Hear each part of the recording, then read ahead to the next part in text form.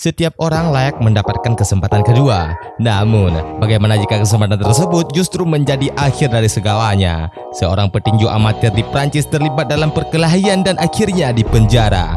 Setelah dibebaskan, dia kembali terlibat dengan geng lokal yang memburunya. Hingga pada suatu hari, dia terpaksa menghabisi salah satu pentolan geng tersebut. Akibatnya, dia diusir dari negaranya sendiri dan memutuskan merantau ke Thailand mencari harapan baru. Di negeri orang, dia menemukan istri cantik dan memulai kehidupan baru. Namun, nasib berkata lain saat dia terlibat masalah dengan gangster lokal yang berbahaya. Istrinya pun dibunuh dan anak perempuannya diculik. Dia sendiri pun selamat dari kematian. Tidak ada lagi yang tersisa baginya selain balas dendam dan menghabisi semua orang yang telah menghancurkan keluarganya. Nah, film ini pun berjudul Mayhem 2023. Sebelum kita ke alur cerita filmnya, jangan lupa dukung channel ini dengan cara like, komen, dan juga subscribe. Oke, lepas kopling dan gaskan.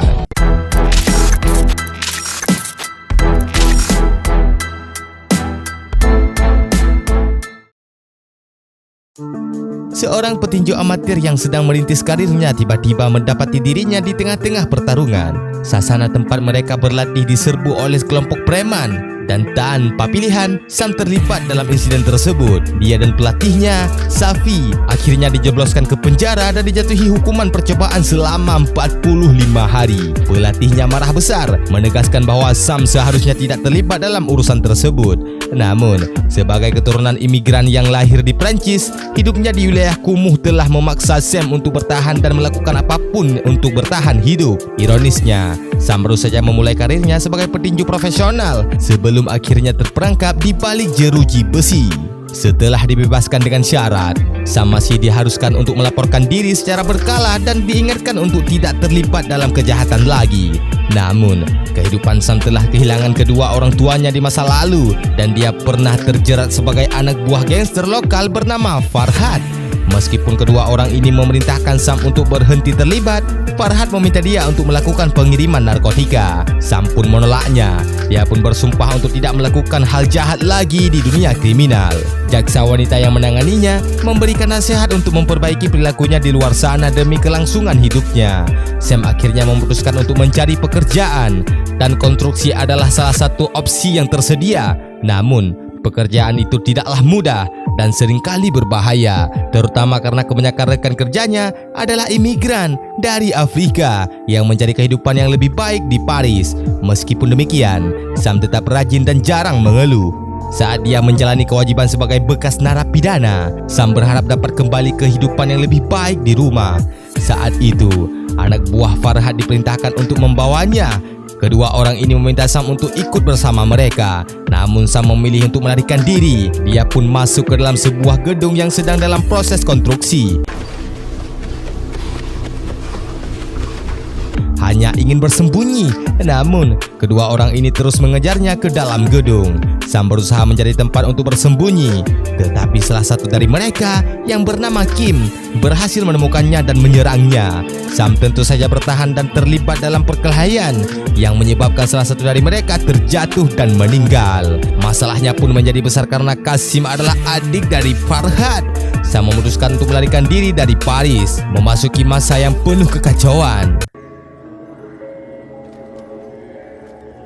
5 tahun kemudian, di Bangkok, Thailand, Sam hidup di sebuah daerah dekat laut. Ia pun melupakan masa lalunya di Eropa. Dia bekerja paruh waktu sebagai nelayan, diterima oleh masyarakat lokal dengan baik.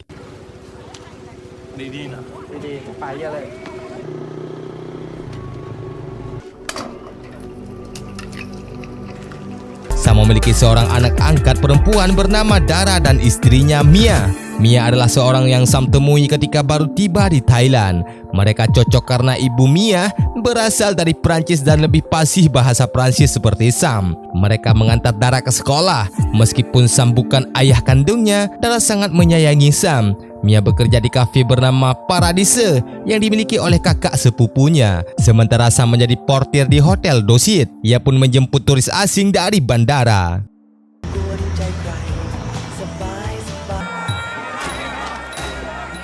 Saat ini, di sebuah tempat pertandingan ilegal Muay Thai, dua petarung bersiap-siap. dihadiri oleh banyaknya penonton memasang taruhan.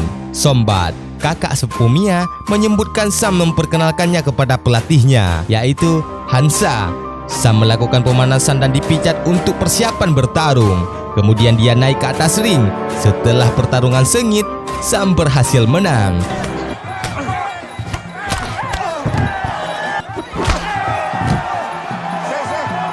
Sombat senang dengan kemenangan Sam dan taruhannya yang dimenangkannya. Namun, dalam pertarungan kedua, Sombat tiba-tiba mengubah taruhan untuk lawan Sam. Dan pertarungan kedua pun dimulai. Sam melawan lawannya dengan sengit, membuat Sombat dan bos arena yaitu Dang agak panik. Ternyata pertandingan ini telah diatur sebelumnya. Pukulan itu membuat Sam terjatuh. Dia sengaja menurunkan pertahanannya. Luka Sam diobati oleh Hansa. Wajah pelatihnya terlihat kecewa. Bos Dang yang suka memanipulasi taruhan menawarkan uang 3 kali lipat untuk Sam jika dia kalah. Hansa memintanya untuk tidak melakukan itu lagi, membuat bos Dan marah dan menyindir masa lalu Hansa sebagai petarung Muay Thai yang hebat di Thailand. Keduanya pun bertengkar dan Sam meminta Hansa untuk berhenti. Sam memang sedang butuh uang dan tujuannya adalah untuk membahagiakan istrinya yaitu Mia. Mia ingin membeli tanah di tepi pantai untuk membangun restoran dan rumah. Sam sangat menyayangi istri dan anaknya dan akan melakukan apa saja untuk mereka berdua.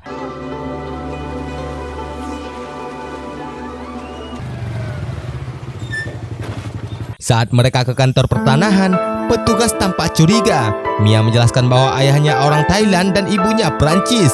Tapi petugas tersebut mempersalahkan Sam karena tidak membawa ID dan surat-surat. Petugas ini melaporkan ke atasannya dan memeriksa surat pembelian. Dia mengatakan ada masalah karena penjualnya menaikkan harga tanah. Mia keluar dari kantor dengan kesal dan kecewa.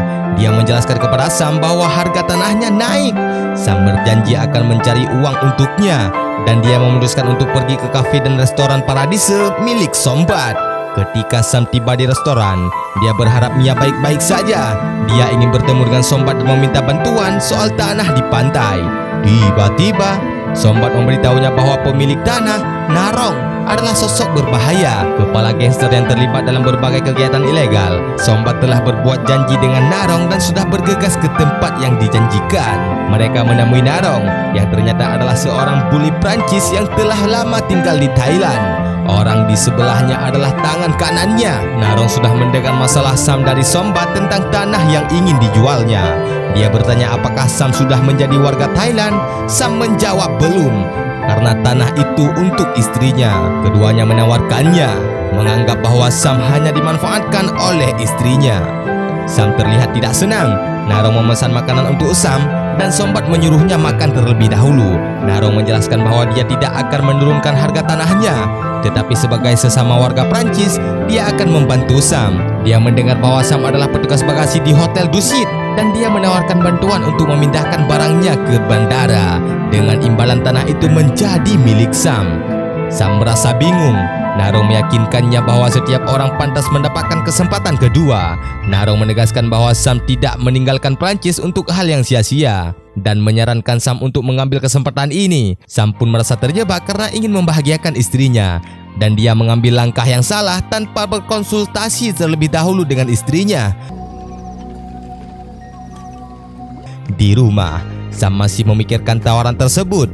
Tetapi dia tidak bicara dengan istrinya tentang tawaran dari Narong. Sebaliknya, dia ingin membuat kejutan untuknya. Akhirnya, saat hari yang ditunggu tiba, Sam pergi ke bandara membawa turis yang akan kembali ke negaranya. Pemeriksaan pertama di gerbang berjalan lancar dan mobilnya lolos dari pemeriksaan alat detektor. Sam memasuki area parkir. Ini saat yang krusial dan menentukan. Para turis turun dari mobil dan mulai menurunkan barangnya. Sam menurunkan barang milik Narong dan membawanya melihat mobil. Narong juga ada di sana dan Sam masuk karena penjaga sudah mengenalnya. Dia langsung dipersilahkan masuk dan melihat petugas bandara serta anak buah Narong yang sudah menunggunya. Namun, anak buah Narong sudah dicurigai sebagai penyusup dan dikejar oleh petugas. Yang lebih buruk, ada anjing pelacak di sana yang mencium bau narkoboy. Petugas pun semakin banyak yang masuk dan Sam terpaksa melarikan diri meninggalkan koper tersebut. Narong menyaksikan Sam gagal, sementara petugas menyebar ke hutan tempat Sam melarikan diri. Sam nekat bersembunyi di dalam rawa dan menyusuri hutan bakau sebelum kembali ke rumahnya. Identitasnya pun sudah diketahui dan dia melanjutkan dengan berenang ke laut. Saat Sam membangunkan Mia dan mengajaknya pergi, mereka diserang oleh anak buah Narong. Sam melawannya dengan sekuat tenaga sambil menyuruh Mia dan Dara pergi. Tapi mereka juga tertangkap. Kim menculik Dara dan Mia terjatuh.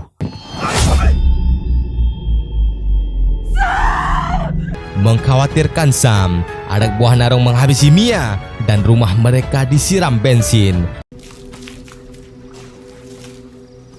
Sam melihat wajah Narong yang memantik api dan membakar rumah itu. Saat api mulai menjalar dengan cepat, Sam melihat istrinya ditelan kobaran api dan rumah itu pun runtuh. Dia jatuh ke air dan kemudian diselamatkan oleh Hansa, pelatih Muay Thai-nya. Setelah hampir 2 minggu, keadaannya pun membaik. Sam melihat tato dalam bahasa Thailand di tangannya dirajah oleh Hansan. Dia pun sadar dari komanya dan melihat Mia menangis dalam kegelapan, seolah-olah meminta Sam untuk membalas dendamnya.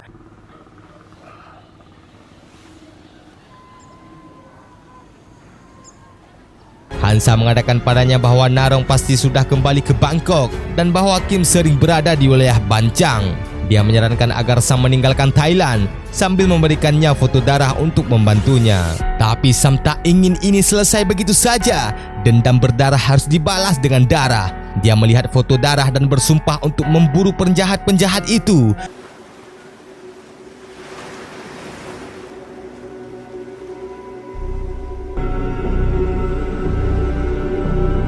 Petunjuk pertama adalah ketika ia pertama kali bertemu dengan Narong dan Kasim. Bibi inilah yang menyediakan mie. Sam memohon padanya untuk mencoba mengingatkan kembali pertemuan mereka 3 minggu yang lalu. Dan Sam mencoba mengingatkan bibi itu. Dia mengingat seorang bernama Kasim yang sering berada di wilayah Bancang di sebuah bar kota bernama Bar Ladyboy. Dia hanya memiliki sedikit informasi dan memohon bibi untuk membantunya. Namun, bibi menolak, menginginkan agar Sam pergi. Tak ingin dia ada masalah. Malamnya, Sam mencari bar yang diberitahu oleh wanita itu. Tempat itu adalah area hiburan malam penuh dengan PSK dan waria. Sam bertanya kepada hampir setiap orang apakah mereka mengenal Kasim. Sebuah kelompok waria tertarik dengan kehadiran Sam yang berotot dan juga mengaku mengenal Kasim. Mereka menuntun Sam ke salah satu rumah di Jalan Rayong yang merupakan rumah besar di ujung jalan. Para waria itu sangat menarik Sam, tetapi dia berhasil melarikan diri dengan sepeda motor. Sam langsung menuju rumah terbesar di wilayah tersebut. Tempat Kasim menggunakan sebagai tempat prostitusi bagi wisatawan asing. Dia berhasil menyusup ke dalam, meskipun banyak penjaga di sana. Setelah masuk,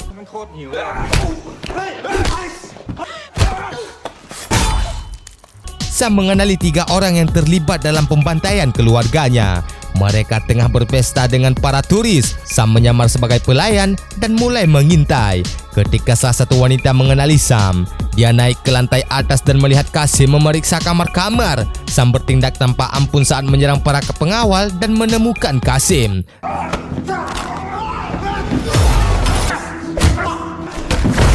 Saat Kasim ingin mengambil shotgun, Sam merebut senjatanya. Meskipun Kasim memohon ampun dan menyebut putrinya masih hidup, Sam tak punya balas kasihan.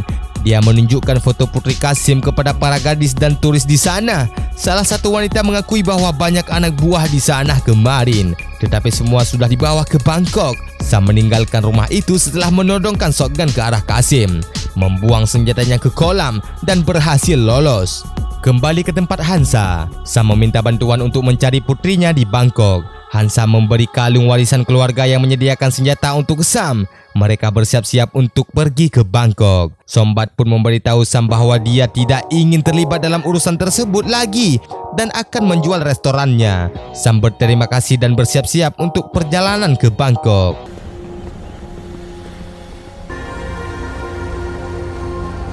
Mereka tiba di kawasan Malam Hausan Bangkok. Dengan informasi dari Sombat, Sam masuk ke dalam bar dan meminta Hansa menunggu di luar. Dia disambut oleh seorang pelayan yang mengarahkannya untuk duduk. Sambil mengamati situasi di dalam, Sam bertemu dengan manajer tempat itu, seorang ibu-ibu germo yang keluar menemui pelanggan. Sam mencari wanita yang diinginkannya dan germo tersebut membariskan para gadis di depannya. Namun, Sam ragu untuk memilih. Ketika germo tersebut mulai kebingungan, Sam terlihat tidak berminat. Dia berusaha memancing informasi di lorong dalam dan mengancam germo tersebut apakah dia pernah melihat seorang anak kecil bernama Dara. Germo itu pun panik dan memanggil pengawalnya. Pengawalnya langsung menyerang Sam. Namun Sam berhasil membela diri dengan berani, bahkan menghabisi salah satu dari mereka. Setelah itu, Sam mengancam germo tersebut untuk memastikan bahwa bar tersebut memang dimiliki oleh Narong. Germo tersebut memberitahu Sam di mana pabrik Narong berada, yang ternyata berlokasi di area pelabuhan perahu. Setelah melakukan putaran di sekitaran area, mereka berhasil menemukan lokasi pabrik tersebut. Hansa menyiapkan pisau pedangnya dan para pekerja sibuk mengemas barang di sekitar perahu. Ketika Sam dan Hansa berpisah, Hansa berhasil menarik perhatian orang-orang di luar, sementara Sam naik ke atas. Sam memasuki pabrik pengemasan dan mulai menaiki pekerja wanita di sana. Sambil menunjukkan foto darah kepada mereka, salah satu pekerja wanita bersedia membantu Sam dan membawanya ke tempat bersembunyi, di mana mereka menemukan banyak anak-anak dipaksa bekerja di sana. Anak-anak tersebut menyelundupkan narkotika di dalam udang yang mereka kemas. Tanpa ampun, Sam mulai memberantas penjaga-penjaga tersebut dan memastikan keselamatan anak-anak dan wanita yang menjadi korban penculikan.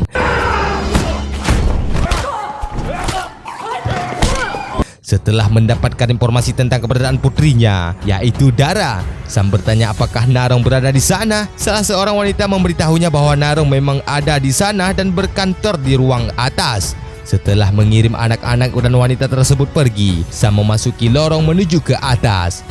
Ternyata Narong telah memantau situasi melalui CCTV dan dia dan anak buahnya sudah menunggu kedatangan Sam dengan senjata-senjata mereka. Sam segera memulai pertarungan tanpa ampun dengan pukulan dan tendangannya yang mematikan. Sementara itu, Hansa berhasil menyusup ke atas, mengalihkan perhatian orang-orang di luar. Namun, situasi berubah menjadi pertempuran hidup dan mati saat salah satu dari mereka merebut pistol. Mereka saling berhadapan. Dengan Gondong yang berhasil menghabisi istri Sam, dengan beraninya dan ketakutannya yang tersisa, Sam terus menyerang. Meskipun luka-lukanya, Narong yang merasa terdesak akhirnya menembak Sam yang terjatuh. Namun, Sam tetap melawan sebelum ia dapat menyelesaikan tugasnya.